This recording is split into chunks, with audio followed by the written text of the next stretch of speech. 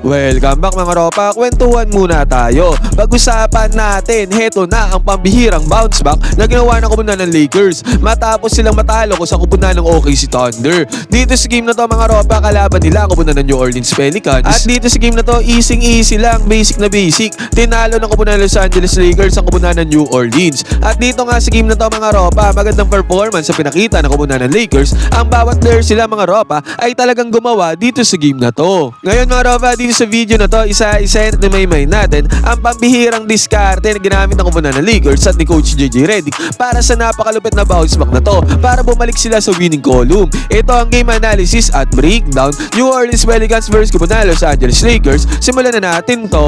Okay game. Ngayon mga ropa, dito sa unang parte ng laro, nag-attempt ng 3-pointer dito si Rui Hachimura, pero buti na lamang nandun si Marcus Smart sa may ilalim para sa putback easy 2 points. At dito din sa unang parte ng laro, talagang naglaban din naman talaga ang koponan ng New Orleans Pelicans. Nakakuha sila ng easy 2 points dyan sa may mid-range basket is good. Yun nga lang mga ropa, nagkaroon ng pick and pop gameplay dito si Luka Doncic at Marcus Smart. Anong resulta niyan? Quick 5 points para kay Marcus Smart pagbubukas ng first quarter. And then after nito mga ropa, nakakuha naman ng top of the key 3-pointer ang koponan ng Pelicans. Sumagot nga sila dyan sa opensa ng koponan ng Lakers. At good entry pass pa ang ginawa ng Lakers papunta kay DeAndre Ayton mga ropa. At si DeAndre Ayton na ang bahala doon sa may paint. Mid-range jumper fade away, easy 2 points para kay DeAndre Ayton. Yun nga lang mga ropa, zigzagging through the defense ang koponan ng Pelicans sa pagkakataon na to. And then after niya, nakakuha pa ng steal dito ang koponan ng Pelicans at nakakuha sila ng easy 2 points dyan sa may fast break. Kaya pagbukas ng first quarter mga ropa, na panghawakan pa ng Pelicans ang kalamangan dito sa may first quarter. Yun nga lang mga ropa, mabilisan lang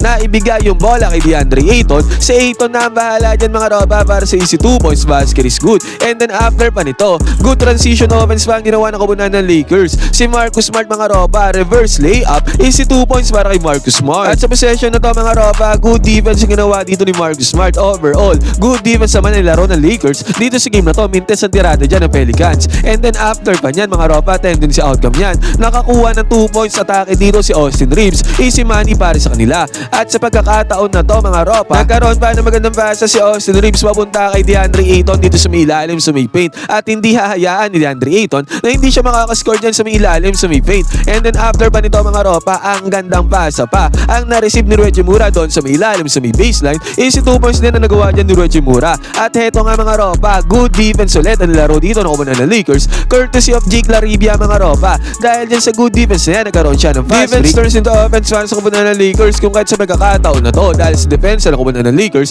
mabilisan lang naging 25-11 ang score mga ropa. Nakakuha naman ng good drive dito ang koponan ng Pelicans mga ropa. Easy 2 points yan. Yun nga lang mga ropa, mabilisan na iba to ang bola papunta kay Dalton Knecht. Dito sa may 3-point area, walang kabog-abog mga ropa. Pinukol kagad ni Dalton Knecht ang 3-pointer. Basket is good. Yun nga lang mga ropa, mabilisan lang din. Nagkaroon ng fast break dito ang koponan ng Pelicans. Alley-oop play ang kinalabasan yan mga ropa. Easy 2 points para sa koponan ng Pelicans. And then after nito mga ropa, nagkaroon pa ng 3-pointer dito ang koponan ng Pelicans bago matapos ang first quarter na to. Dalawang magkasunod yan mga ropa kung kahit pa. Natapyasan nila ang kalamangan ng Lakers 35-25 natapos ang first quarter mga ropa. Pagbubukas naman ng second quarter, agarang 3-pointer na nagawa dito ng koponan ng New Orleans Pelicans. Samantala, nagmintes naman si Marcus Smart sa kanyang 3-point attempt dito mga ropa. Buti nga, good defense ulit ang ginawa dito ng koponan ng Lakers. At dyan sa good defense yan mga ropa, defense turns into offense. Fast break papunta kay Dalton Knecht. Easy 2 points na nagawa dyan ni Dalton Knecht. Yun nga lang mga ropa, nagkaroon ng mabilisang 3-pointer dito ang koponan ng New Orleans Pelicans. And again mga ropa, pumasok ulit yan para sa kanila. And then after pa nito, nagkaroon pa ng good penetration si Jose Alvarado para makakuha ng easy 2 points against sa depensa ng koponan ng Lakers. Kung kahit sa pagkakataon yan mga ropa, naging 2 puntos na lang ang lamang dito ng koponan ng Lakers. Nakahabol bigla ang koponan ng New Orleans Pelicans. Yun nga lang mga ropa, sa senaryo na to, hindi naman hinayaan niya ng Lakers na libre lang makahabol ang koponan ng New Orleans Pelicans. Gumamit ng off the ball screen dito si Luka Doncic. At dahil dyan nagkaroon ng konting space, konting separation si Luka Doncic at agaran niya pinukol ang 3-pointer. At pumasok naman ng 3-pointer dito para kay Luka Doncic. Basket is good. At eto pa mga ropa, ang gandang pasa pa ang ginawa ni Luka Doncic papunta kay Jake Laribia mga ropa. Nagresulta, napadali ang trabaho dito ni Jake Laribia. Basket is good. At hindi pa yan dyan natapos mga ropa. Dalawang magkasunod na possession sa koponan ng Lakers. Napadali ang trabaho dito ni Jake Laribia. Another easy 2 points na naman yan mga ropa. Kung kaya't sa isang iglap, lumobo ulit sa 9 points sa kalaman kalamangan ng Lakers dito sa may second quarter, 44-35 ang score. Ang Pelicans naman mga ropa, nag-respond dito, sumasagot nga sila sa ofensa ng kupunan ng Lakers. 3-pointer naman yan mga ropa, yun nga lang.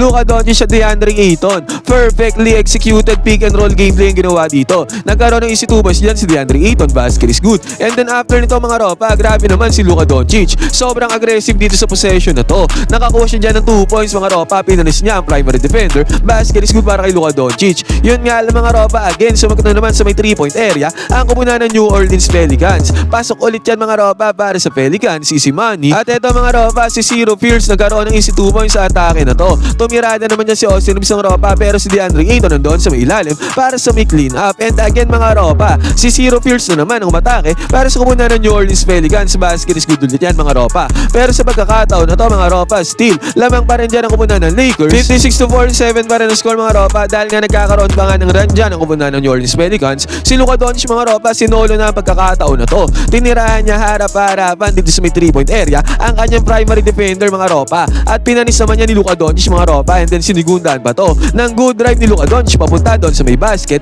Easy 2 points na nagawa dyan ni Luka Doncic. Sumagot naman dyan ang kupunan ng Pelicans mga ropa ng good drive doon sa may ilalim. Dalawang defenders ng Lakers ang pinanis dyan mga ropa. Basket is good para sa kupunan ng Pelicans. At eto mga ropa, nabigyan ulit ng bola si DeAndre Ayton dito sa may perimeter, at agad-agaran lang. Walang help defense sa binigay dyan ng kupunan ng New Orleans Pelicans. Sinolo na ni DeAndre Ayton ang pagkakataon na to, at bago tuloy matapos sa second quarter na to, nagkaroon pa ng alley play dito si DeAndre Ayton at Luka Doncic. Easy 2 points na naman nagawa dyan ni DeAndre Ayton. Tapos ang first half sa score ng 65-52. Pagpasok ng third quarter mga ropa, may 13 points sa kalamangan ang kupunan ng Los Angeles Lakers. Solid first half para sa kanila mga ropa. Pagpasok naman ng third quarter mga ropa, nagkaroon kaagad ng mid-range jumper dito ang kupunan ng New Orleans Pelicans. Yun nga lang mga ropa, nagkaroon naman ng hustle play dito ang kupunan ng Los Angeles Lakers. Hindi sila gumibab sa play na to mga ropa, at ang tendency outcome pa niyan. Nagkaroon na naman ng 2 points si DeAndre Ayton doon sa may ilalim, doon sa may paint. Yun nga lang mga ropa, nagkaroon ng 4 run dito ang kupunan ng New Orleans Pelicans. Dalawang magkasunod na punto sa kanilang nagawa dito mga ropa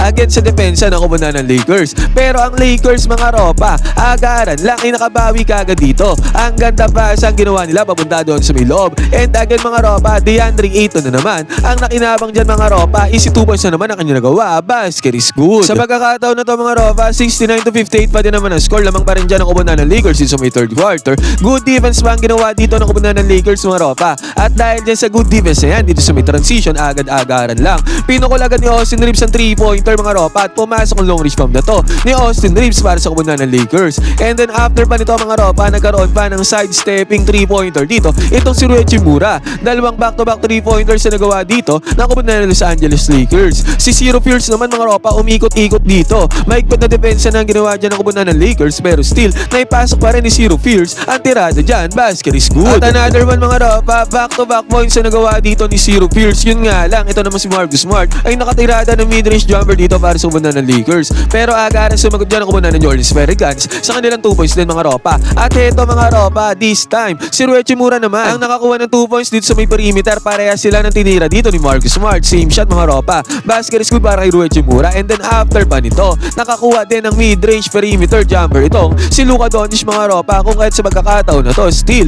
81-66 ang score mga ropa. Hindi makatigid sa puntos ang kupunan ng New Orleans Pelicans sa game na to. At after pa nito mga ropa, dito sa may fast break, nagkaroon pa ng alley play dito sa Luka Doncic papunta ulit kay DeAndre Ayton. Napapadali talaga ang trabaho, ang buhay ni DeAndre Ayton mga ropa pagka gumaganyan si Luka Doncic. At si Austin Reeves ang ropa, nagkaroon pa ng good drive dito para sa easy 2 points. Basket is good. At bago pa tuluyan matapos ang third quarter na to mga ropa, nagkaroon pa ng left side corner 3-pointer itong si Jared Vanderbilt. Kung kaya itong third quarter na to nagtapos sa score na 95-77, may 18 points sa kalamangan dito ang kupunan ng Lakers. Yun nga lang mga ropa, pagbubukas ng fourth quarter, nagkaroon kaagad ng run dito ang kupunan ng New Orleans Pelicans. Dalawang magkasunod na 3-pointer sa kanilang pasok dito mga ropa. Tinibag nila ang depensa dyan ang kupunan ng Lakers. Kung kahit sa pagkakataon na to mga ropa, pagbubukas pa lamang ng fourth, natapyasan sa 12 points sa kalamangan dito ng Los Angeles. Buti nga mga ropa, good drive ang ginawa dito ni Marcus Smart para magkaroon siya ng tear grabs, easy 2 points mga ropa. Good roll ang ginawa dyan ng bola para pumasok pa. Pero sa pagkakataon na to, si Derek Quinn,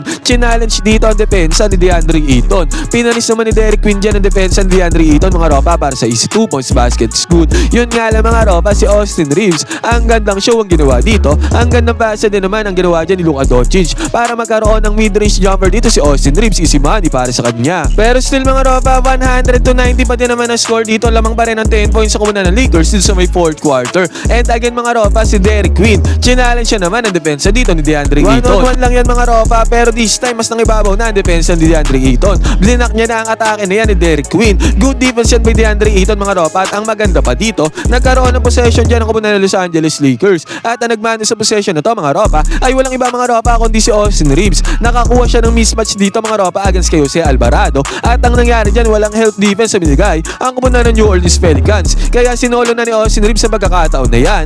Good defense turns into offense para sa koponan ng Lakers. Basket is good para kay Austin Reeves. 5 minuto megit pa natitira dito sa game mga ropa. 105-90 ang score lamang ng 15 points dito ang koponan ng Los Angeles Lakers. Hawak ang bola dito sa may 3-pointer mga ropa. Malayo yan. Pero tinirada yan ang koponan ng New Orleans Pelicans. Kahit malayo mga ropa, kailangan nila ang 3-pointer na yan. And still pumasok naman to para sa koponan ng New Orleans Pelicans. Basket is good ang long range bomb para sa kanila. At after pa nito mga ropa, nag-attempt ulit ng 3-pointer ang koponan ng New Orleans Pelicans. Pero this time mga ropa, nagmintes yan. Pero ang bola ay bumagsak dito sa kamay ni Jeremiah Pierce mga ropa. And again, another attempt para sa koponan ng New Orleans Pelicans. This time mga ropa, pumasok yan para kay Jeremiah Pierce. Basket is good. Sumubok naman agaran, bumawi dito ang koponan ng Lakers. Sa 3-pointer dito ni Reggie Mura mga ropa. Yun nga lang nagmintes ang attempt dyan ni Reggie Mura. Pero ang koponan ng Pelicans mga ropa ay nag-attempt ulit dito sa may 3-point area. Kasi kailangan nila yung 3-pointer na yan. Pero sadly lang, hindi pumasok ang 3-pointer na yan para sa koponan ng Pelicans. At sa pagkakataon na to mga ropa, ginulangan na ni Luka Doncic ang possession na to para sa Lakers. Nakakuha siya dyan ng foul mga ropa. Yun nga lang,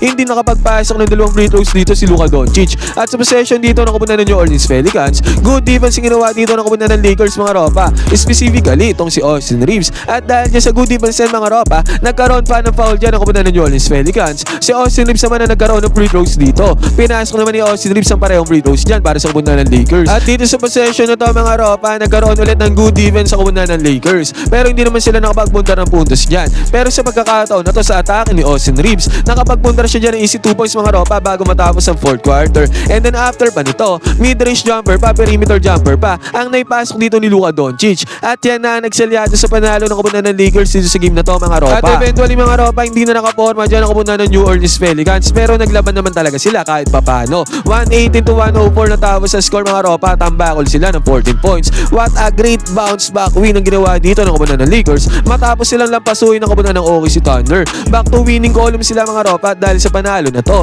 9-4 na ang kanilang standings. Still mga ropa, above .50 pa rin ang kanilang standings. Ngayon mga ropa, ano masasabi nyo sa bounce back performance dito ng koponan ng Lakers? Double-double ang tinala dito ni Luka Doncic. Double-double din dito si DeAndre Ayton. Pwede kayo mag-comment dyan sa baba ng opinion mga ropa. Huwag kayo mahihiya, magkwentuhan tayo.